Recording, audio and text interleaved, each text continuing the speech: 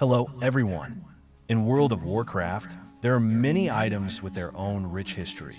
Some of them have influenced the lore so much that they truly deserve to be called legendary. But how can a legendary item exist without its own legend? I always felt it was unfair that this particular sword, which absorbed such a large piece of the game's lore, never left a deep mark in the minds of players. Together, we're going to fix this mistake and uncover the story of one of the greatest blades in Warcraft. Many classic players have at least heard of Sul'thraze. This epic two-handed sword, available at level 50, is created by combining two rare one-handed swords that drop in Zul'Farrak. Back in the day, it was believed that the chance of getting these swords was incredibly low, almost non-existent, about 2%. That's comparable to the drop chance of Thunderfury's legendary bindings.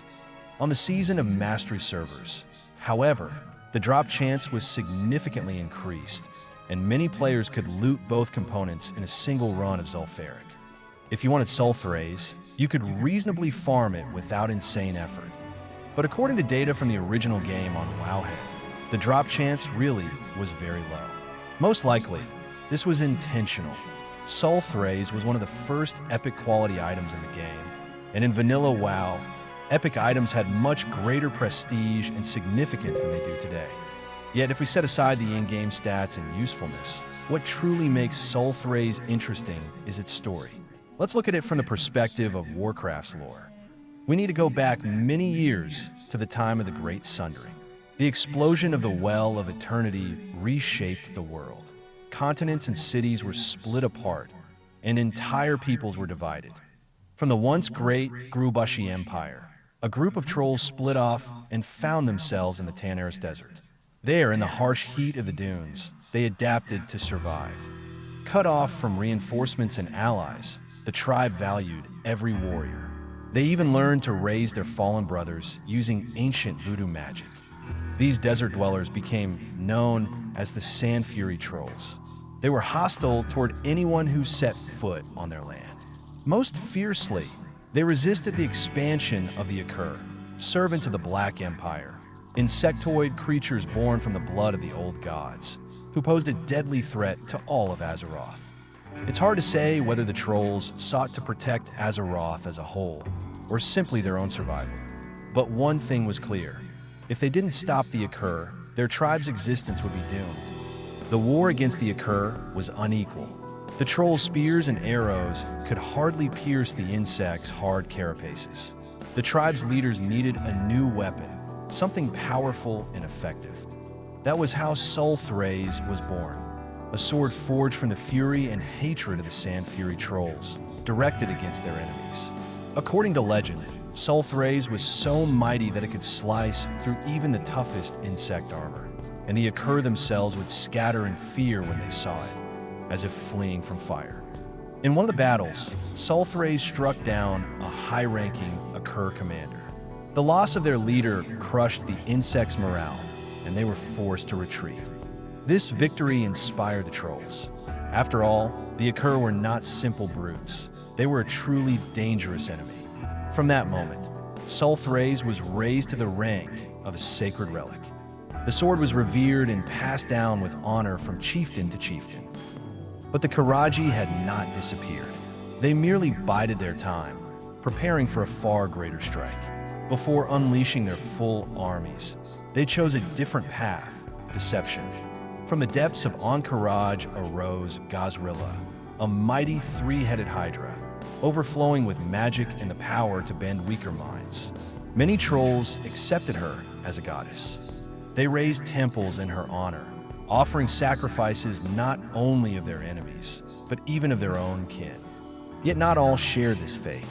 The younger son of a chieftain, Xiz'tal, remained loyal to the Loa, the ancient spirits worshipped by trollkind. To save his people, he resolved to kill Gahz'rilla and restore the worship of the true gods. But Gahz'rilla's icy magic and armored scales were beyond the reach of ordinary weapons. Only Sul'thraze could stand against her. Xiz'tal stole the sacred sword and led his warriors into battle. However, he was no great fighter. Despite the power of Sul'thraze, he was defeated. Gahz'rilla's tail smashed the sword in two, and hope was shattered with it. The rebels were scattered, and the blade lay broken. Still, Sul'thraze did not yield. He waged a bitter civil war against Gahz'rilla's cult, burning shrines and disrupting sacrifices. At last, Teka, the Martyr, intervened. Once slain by the Karaji, he had been resurrected through voodoo. Death had changed him, and when he saw his people tearing each other apart, he ended the strife by transforming Sul'thraze and his followers into scarabs. Gahz'rilla's reign was secured. The broken Sul'thraze had lost its power. The trolls, unwilling to risk another uprising against their so-called goddess, reforged the pieces into two separate blades, Jang'thraze the Protector and Sang'thraze the Deflector. Jang'thraze remained with the chieftain, Aqir. Sang'thraze was entrusted to the shamans, hidden away so that the two halves would never be reunited. Those who sought them, it was said, would wander forever as scarabs in the sands of Zul'Farrak. And perhaps the world would never again have heard of the sword, if not for one elf. Trenton, a smith of the Mithril Brotherhood, once suffered a grave wound during a Sandfury raid. In the weapon of their chieftain, he recognized the lost Sul'thraze. To a master smith, there could be no doubt. He bore his scar as a reminder of that battle, and he lamented that the sword was forever lost.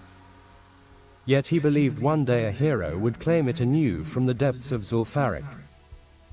Perhaps Blizzard once intended Sul'thraze to stand as a true legendary weapon. In the earliest days, when Tanarus was considered a high-level zone, it might have been among the strongest blades in the game. The quest for the Zul'Farrak hammer, notoriously complex and strange for its level, might once have tied into Sul'thraze's story, but that chain was lost to time, leaving only fragments. In vanilla WoW, even an epic two-handed level 50 weapon was a treasure. But as stronger items appeared, Sul'thraze faded into obscurity. Few players saw reason to farm its components. Warriors and paladins argued long about which class it best suited, but no consensus was found. And so Sul'thraze, once sacred, became just another forgotten relic. But legends never truly end. Even when relics are broken, their essence lingers, waiting to be reborn.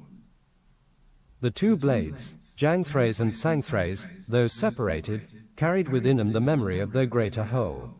Shamans whispered that their spirits cried out in dreams, yearning to be reunited.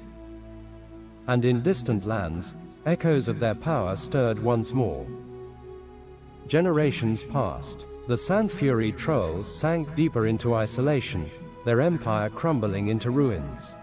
Zul'Farrak, once a fortress, became a place of dust and shadows.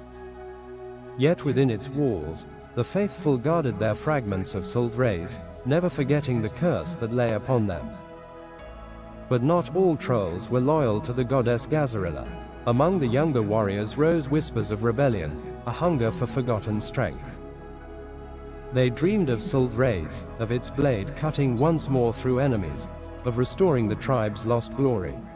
Some claimed to hear the sword's voice in the night, calling them to the ancient tombs beneath the sands. Adventurers who braved Tanarus spoke of strange visions, phantom warriors dueling in moonlight, or the earth trembling as though something beneath the desert longed to awaken.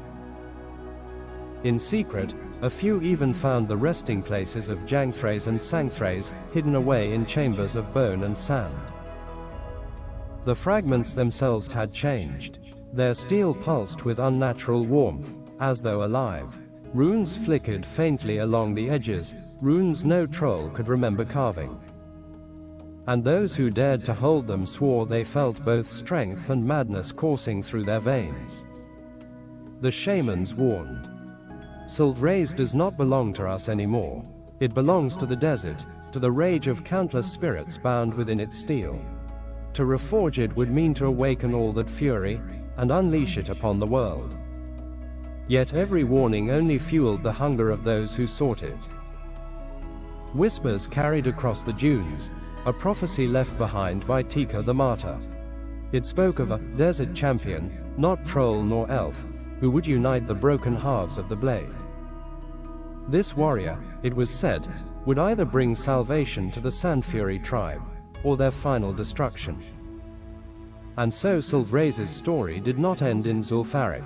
It remained dormant, a sleeping storm, waiting for the day when sand and blood would once again soak the desert. For one truth was certain. When Sul'thraze rises again, the world will tremble.